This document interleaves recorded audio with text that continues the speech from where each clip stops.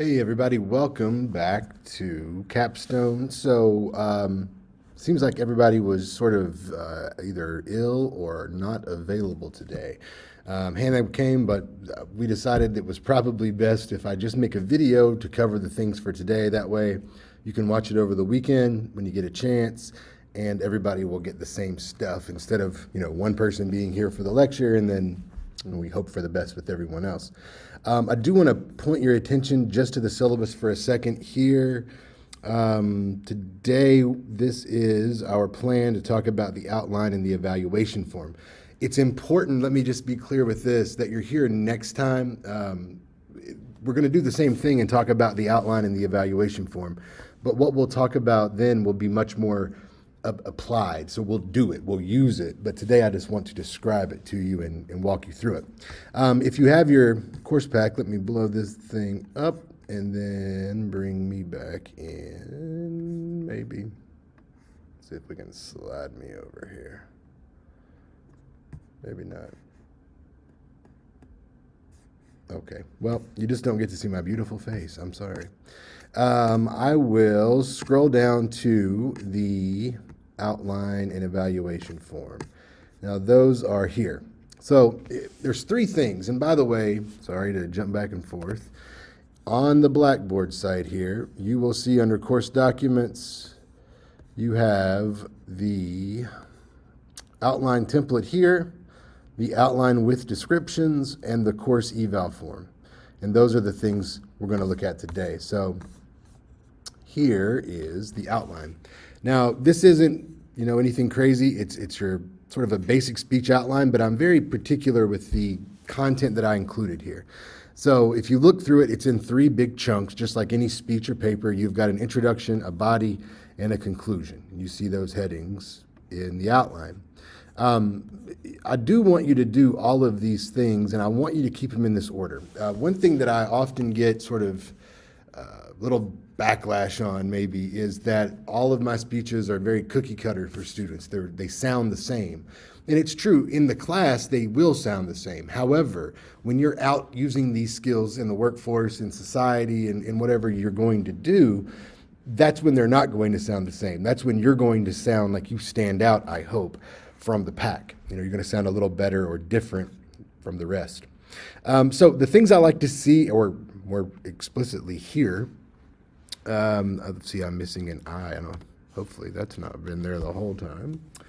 I like to see these things in your introduction. First thing out of your mouth, please notice this. This is the attention getter. Then you're going to introduce yourself, not the other way around. Please don't start with, hi, my name is, and I want to talk to you about, and then try to get their attention. Then you're going to tell us a statement of purpose or a listening goal, a thesis statement rather, or central idea, just what it sounds like. One single sentence summary of your speech, the relevance or why you should care about this topic, preview your main points, and then transition. Then your body should have three main points. We'll talk about this in a minute. And conclusion is largely just the inverse of the introduction. The closure at the bottom here, it's kind of leaked onto the next page down, that is your attention getter restated or revisited. The review of main points is just like the preview of main points. Review your thesis, that's the same thing, and the statement of purpose is the same thing.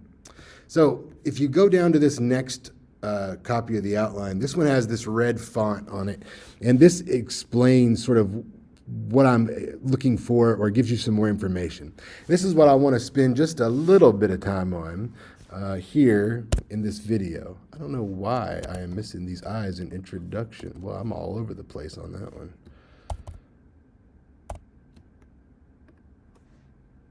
There we go. All right, so let's start here with this introduction.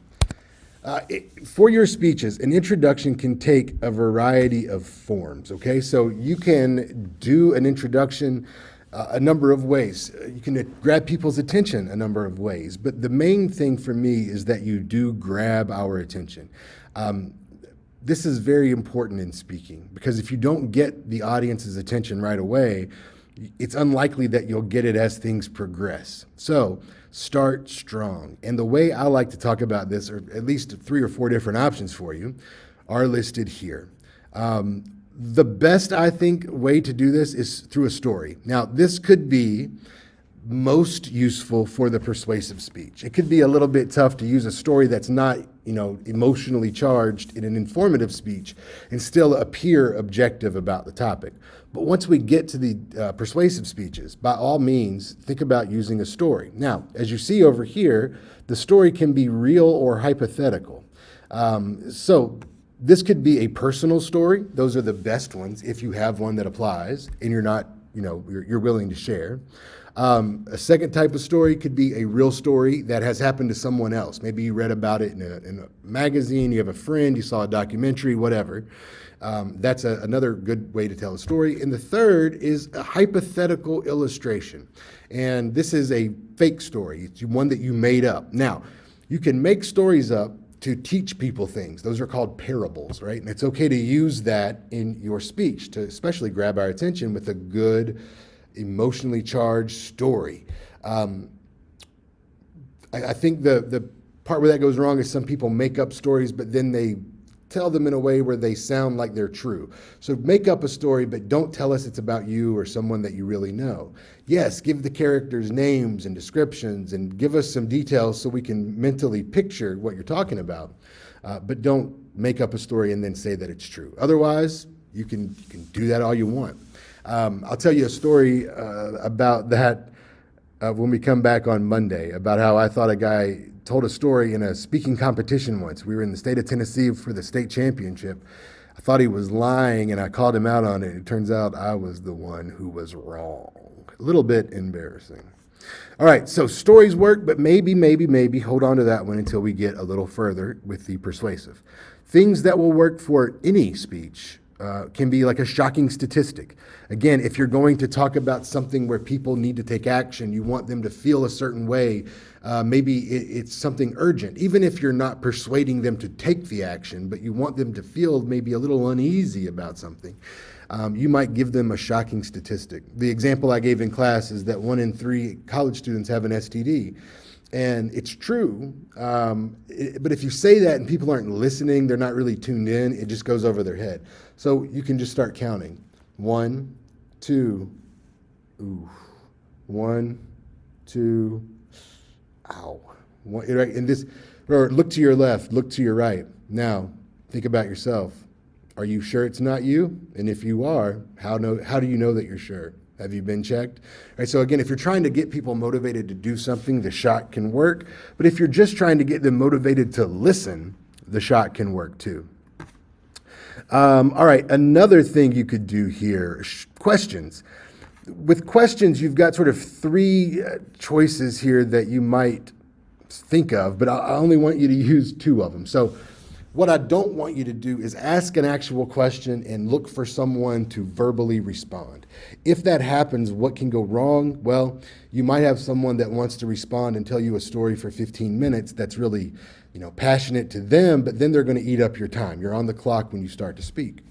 The other types of questions that work much better are rhetorical questions. These are questions where you just ask someone without really expecting an answer. So, how would you feel if tomorrow everything you worked for was gone? Or what would you do if you went home after this class and found that you had won $10 million? What would be the first thing that would come to mind? Well, for me, it would be, right, so those sorts of questions work well. Probably the best approach is to do show of hands questions.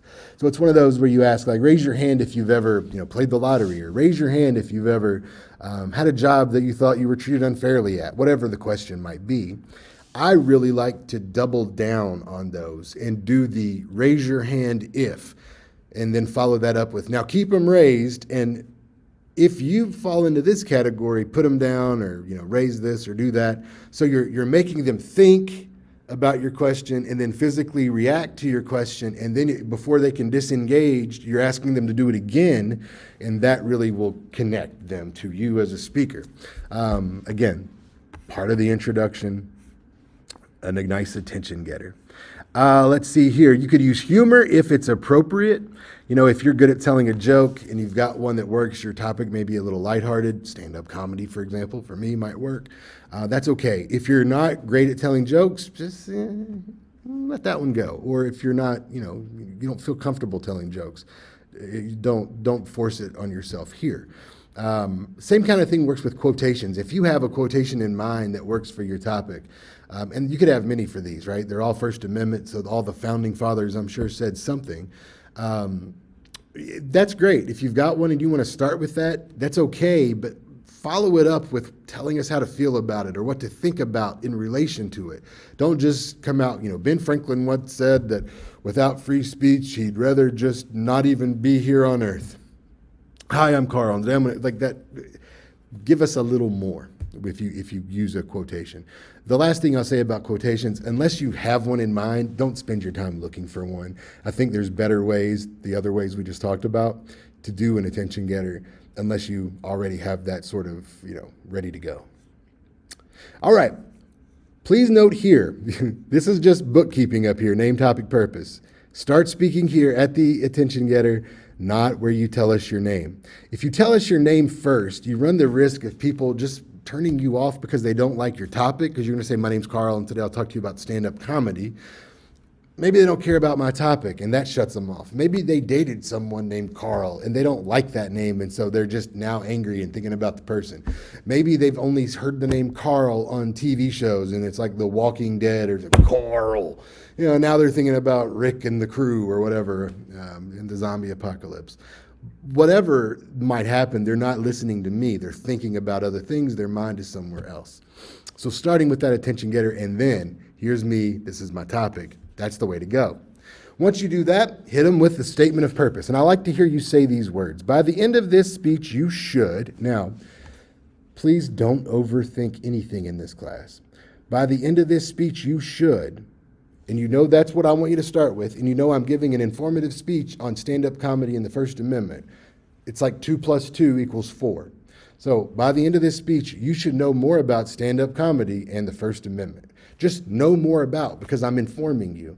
When I get to the persuasive speech, I should say things like, by the end of this speech, you should agree with me that, or by the end of this speech, you should be motivated to take this action, but not for the informative, right? So keep that in mind. You just want to give us a nice, easy, simple to follow listening goal. Then give us a thesis statement. Again, this is a single sentence summary of the entire speech. I recommend doing your whole speech and doing this last. Skip it and come back to it at the end, because it's hard to summarize the entire speech in a single sentence before you've written it. I also want to show you a website. You may have been familiar with this one, but maybe not used it this way. So imdb.com is the International Movie Database. And if you're confused as to why I'm doing this, I don't know. I just see Will Ferrell is that Will Ferrell with the crocodile? Yes, okay. Let's go to Finding Nemo. And I use this because I feel like most people have seen Finding Nemo. And if that's you, then think about it for a minute here. What would you say is the thesis statement of Finding Nemo? You don't want to give everything away and talk about, well, there was a fish named Nemo. He had a fin that he had some issues with. His mother died tragically. His father then, was trying to do his best, but then he got lost and he met these folks and the sharks and the dentist's office and the little girl with braces and oh my God, right? You could do all that, but then we don't want to watch the movie. So watch this. These people get paid lots of money to come up with these descriptions. Here. After his son is captured in the Great Barrier Reef and taken to Sydney, a timid clownfish sets out on a journey to bring him home. That's the thesis statement of Finding Nemo. So once you get your speech together, reverse engineer that and go back to the thesis statement and think, what can I put one sentence here that can make this all make sense? All right. Next thing here is the relevance. This is why we should care about this topic. I like to hear you say this too. You should care about this topic because. Now for this one, remember, there are at least 2 reasons that I want you to tell us to care about your topic. The first one is the same for everybody. We're talking about First Amendment related topics, and so you could simply say, you should care about this topic because as an American or someone in America, you have First Amendment rights and you should know about those. That's standard for everybody. Another reason to care is, and then that's going to be specific to your topic. I might say for stand-up comedy that it's something that many people watch and enjoy. It's part of our culture. It's good to think about public speaking in a more fun way. Maybe there's lots of options I could go with, and you just need to find one that you think would be best and tell us that. And that's what we're looking for there. You're then going to preview your main points. This is literally just listing your main points by name. So for stand-up comedy, for example, let's say the 3 points that I'm going to go with are, what is stand-up comedy? So I'd talk about like jokes and crowd work. Who does stand-up comedy? Maybe some famous comedians. And then First Amendment controversies in stand-up comedy. Talk about maybe 2 different examples. If I go that route, then I just need to give these names. Just please, one-word names or phrases. When you get into the body, you can expand. But here, just say things like, I'll tell you first about what stand-up is. Second, I'll tell you about how stand-up relates to the First Amendment. And last, I'll talk about, I'm sorry, I said that wrong. I'll tell you what stand-up is, some famous stand-up comedians, and how stand-up relates to the First Amendment. That's it. Now, look how this will just flow. To begin, let's talk about what stand-up is, and that's when you move into your main points. Again, on Wednesday in class, I'm sorry, geez, days are way off. Tuesday in class next week, we will, again, put the outline up on the board. I'll show you how to go from a blank outline to a completed outline in about an hour. So definitely try to be here for that. And we'll also talk about how this will flow. What I'll say about it right now is a couple things. One, I do want you to have 3 main points, not 2, not 4, 3. Scientific studies have shown us, and I know I should cite those, that people like to remember 3 things and no more. If you put in a 4th thing, a lot of folks push that first thing out and it just keeps cycling. And so keeping it at 3 is a smart, sort of safe move. As far as the divisions go, I've got it laid out with an A, a B, and C in parentheses. The minimum you need to have is an A and a B. All right, if you have an A, you have to have a B. If you have A1, you have to have A1 and A2. Remember, if you have an A, you have to have a B. If you have a 1, you have to have a 2. Doesn't mean you have to have A, B, C, D, E. But I've written this in a couple different ways so that you can see some examples. Actually, that was on a different copy apparently. But, again, some of these might be very well divided out. Some might just be basic statements, division A, division B, and that's all you need. Again, I'll show you how to do this on Tuesday. This space here is for you to put your sources for each main point. I've got one in each of these blocks. And the reason I put it there is so that you won't forget to cite them orally during the speech. I don't want you to save them till the end. I don't want you to hand me a piece of paper with your sources on it. I want you to say them as you use them. And so having them right there will help you, I hope, remember to cite those. And again, put things together. What I'll show you on Tuesday as well is the way I use this is to put my sources on there and then I color code them with the information they go with right above there so I can quickly cite the source, just a quick eye move down and get the reference. The other thing here are that between your main points you have transitions. Now, this is not just next we'll do this, now we'll do that. I want you to use a complete transition and think of that as a bridge in that it goes from one side into the other and it doesn't just keep moving forward. You can go backwards and forwards on a bridge. So the way that would sound, for example, if we go back over, your first transition is actually right before the body, and that's to let us know that you're moving out of the intro. So to begin, we'll talk about, and then you say your first main point. When you get to this transition, you'll say things like, now that you understand what stand-up comedy is, let's move on and talk about who some famous stand-ups are. We didn't just say, next we'll talk about some famous stand-ups. Note, down here, when we get ready to go into main point 3, we need to say both 1 and 2. So now that you know what stand-up is and who some famous stand-ups are, let's talk about some First Amendment connections to stand-up comedy. And then I can lay that out. I've got the apples, oranges, and bananas, I think, example going, but it's the same kind of thing. Again, you can have as many divisions as your brain wants. Some people like it very divided out. Other people like things nice and clean and simple. And then you get to your conclusion.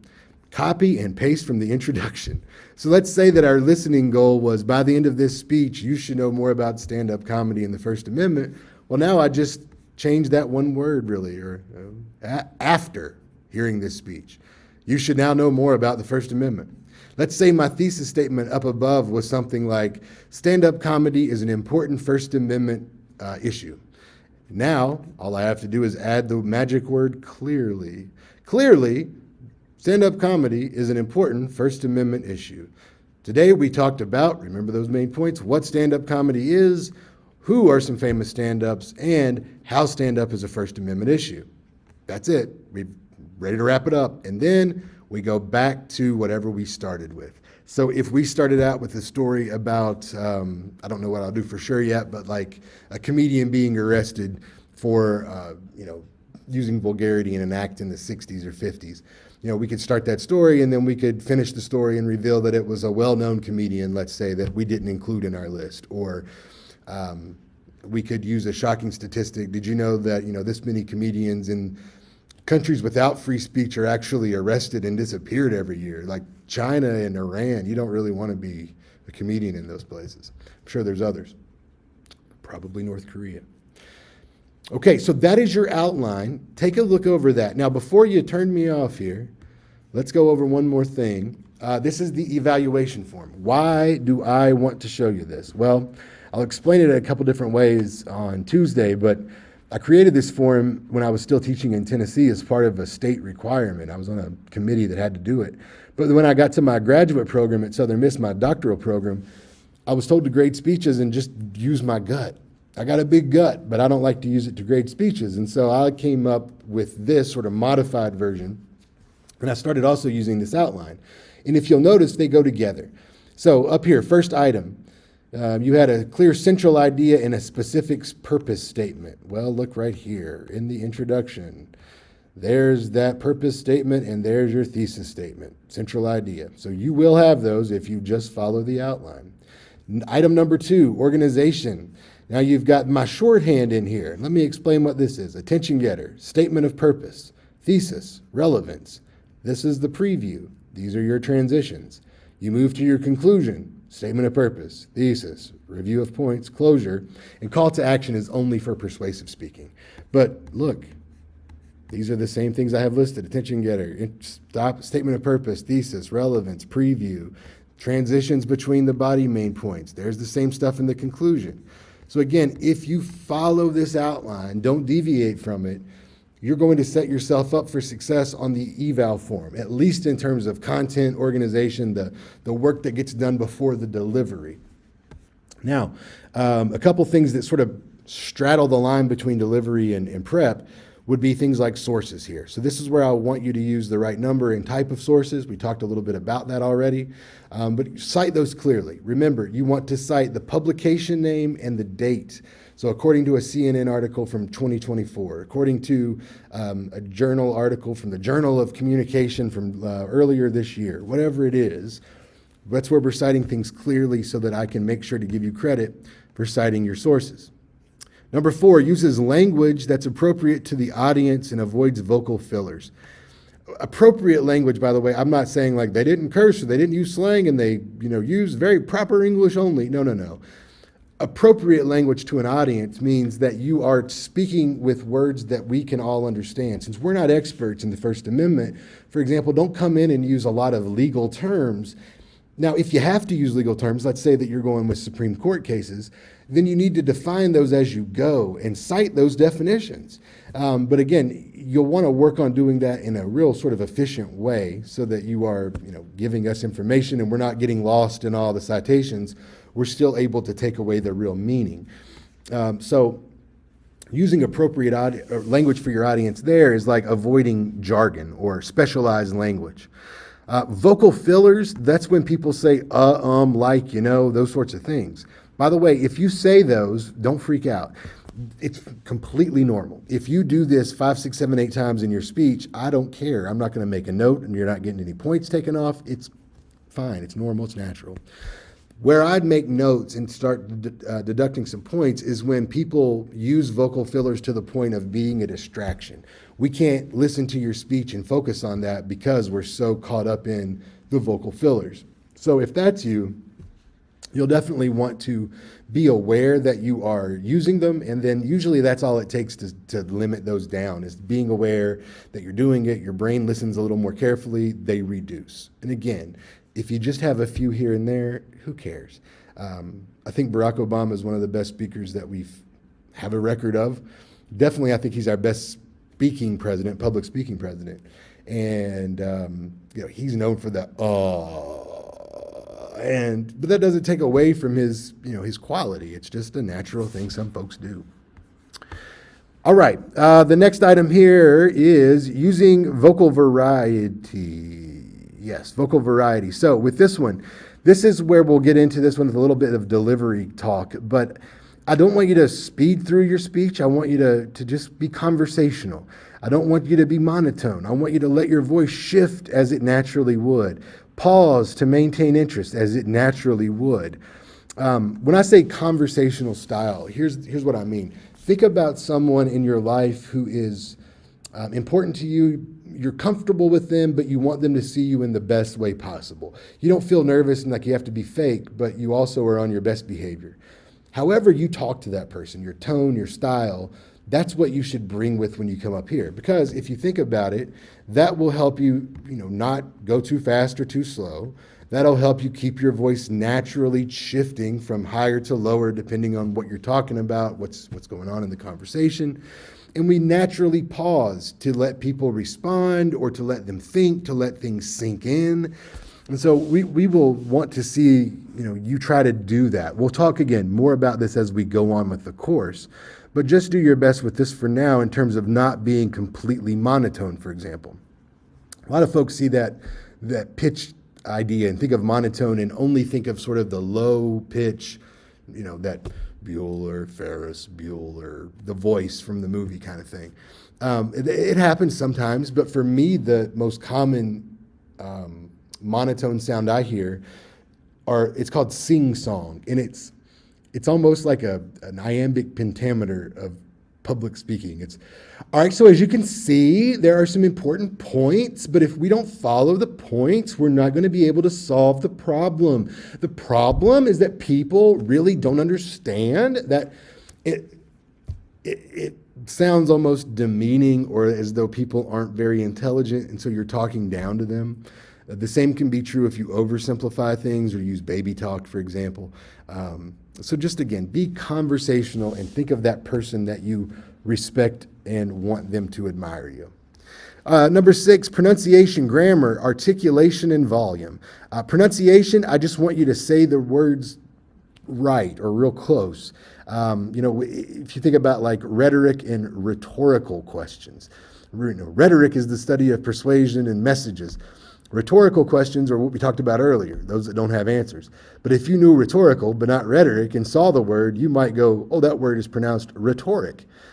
It's not, right? I see videos all the time of people using or saying a word wrong, and it's because they've never read it before. They've never, heard it used the right way. And so they're just doing their best with it. And, if that's you and you're not sure, go to like dictionary.com and do the pronunciation, key, and it will pronounce the word for you. Now for grammar, I am not going to be the grammar police. The thing that I listen for the most, I'll be honest, because I hear it a lot. People will say things like, it's not like, it is right on this, where they signal their main points, the preview or the review, and they'll say, my main points today is, it's like, I'm from the South and I don't say that, so you shouldn't either. So your main points today are that sort of stuff. Or if you just have something really way off that jumps out like it's a sharp object in the ear, yeah, I'll make a note of that one too. But otherwise, I'm not really out here trying to make sure that you're speaking the Queen's English. Last thing I'll say about the grammar, there's a difference in our language with oral style and written style. So if you were out in the hallway and you're like, where's our class at? That's fine for oral style. Nobody cares. But if you write it and it's trying to be proper, it would be way off, right? You would need to say, in which room is our class?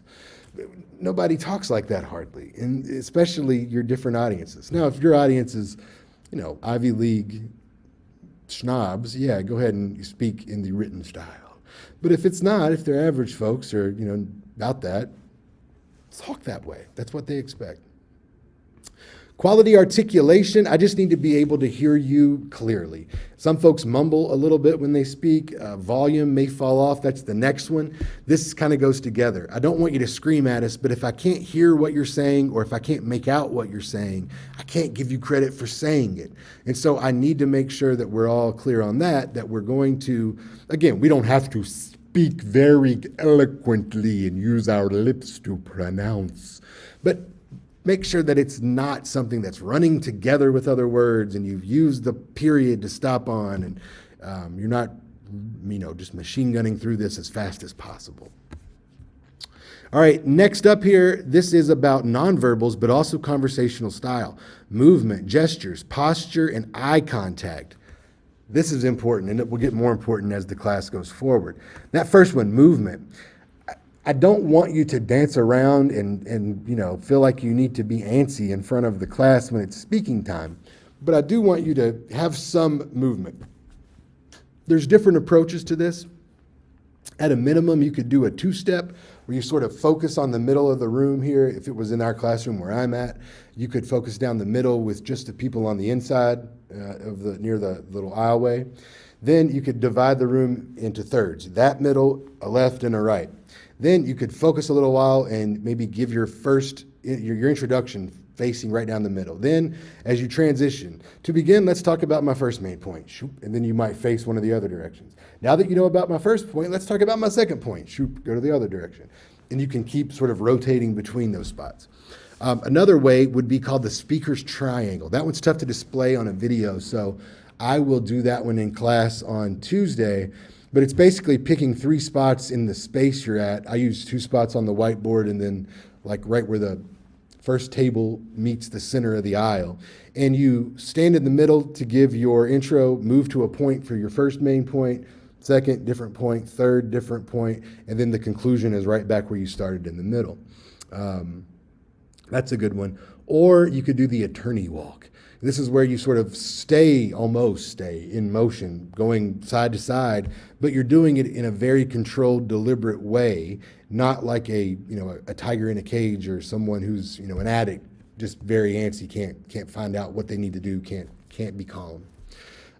So we'll want to work on that a little bit more in person, but we'll talk about that Tuesday. The gestures idea here, I just want to make sure that you have some.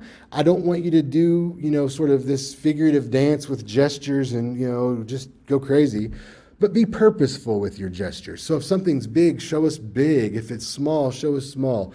If it's progressed over time, show us that. If it's, just shot off into space, show us that. If it was something that we said, stop.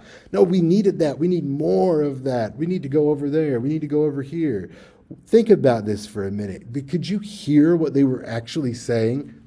Those types of things. If there's a gesture that aligns with your words, use it. Posture is next. What I'll simply say about this, I don't expect you to be rigid. I also don't want you to be just a noodle. So don't feel like you need to come up with a stick in the back of your shirt. Hello, everyone. But also don't do what I call the too cool for school delivery, where it's just sort of like, okay, so I've got some main points. And sure, I guess I'll talk about them, my first one. Like, we don't want either one of those. We want that conversational style and appearance for that person that we like. Last thing here, eye contact. Boy, this is a trouble spot for a lot of folks. We're going to talk about anxiety later, but this is what for a lot of folks triggers anxiety. They're okay until they get up and see the room, and then when the eyes are on them, it kicks in sort of an overdrive. So for eye contact, if you're okay with it, if you're able to do it, make eye contact with everybody in the room. Just really, that's what I try to do when I'm teaching. If that's a little much for you, pick 2 people, preferably on different sides of the room, and try to just talk to those 2 people. It will look like you're doing a pretty good job splitting up your time, but you're really being much safer than you would be if you looked at everyone. If the 2 people might even be too much, look just above everyone's heads. Now, don't look at the top, and you're kind of doing this wondering lost person image. But, look above everyone's head, not at their hairline, none of that, and talk to that part of the wall. But make sure that you're doing a lot of eye contact with that wall, because it's going to appear like eye contact, even if it's not real eye contact. One way to sort of fake it till you make it, if you will. All right, the very last thing on here is time and PowerPoint. So PowerPoint won't matter for the first speech or the second one. We'll use that eventually, I'm pretty sure.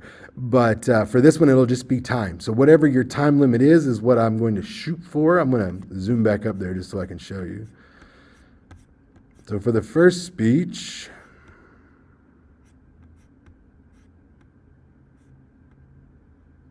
four to 6 minutes. So if you are under 4 or over 6, you get a deduction in points. If you're really close, so if it's within 30 seconds, it's 1 point. And if it's another 30-second mark, it's another point, and on, until we get to, I think, 8 minutes. If you get to 8 minutes on a 6-minute max, I'll just start clapping for you, and I hope everyone else will jump in with that too. All right, so that's the quick version of this. I hope everybody can make it, at least most people can make it on Tuesday. Again, we'll go back through this, not in the same way, but instead we will pull up the blank outline. I will show you how to find some sources to put your speech together and to give a practice run all in about an hour. And that'll be something you want to do so that you can, again, work smart, not hard. Okay, you've got your topics. Be looking for those sources. Don't forget, that's coming up. Let me go back up really quickly to the schedule so we're able to be on the same page. Yep, so again, Tuesday, we're going to do a demo. Thursday, a week from today, we'll talk about your anxiety, and that's when I'm going to hear from you about your specific symptoms and how we can deal with those. Then, just over the line here, we give our speeches on February 11th. All right, more on that on Tuesday. Have a good weekend. I hope to see you next time. Take care.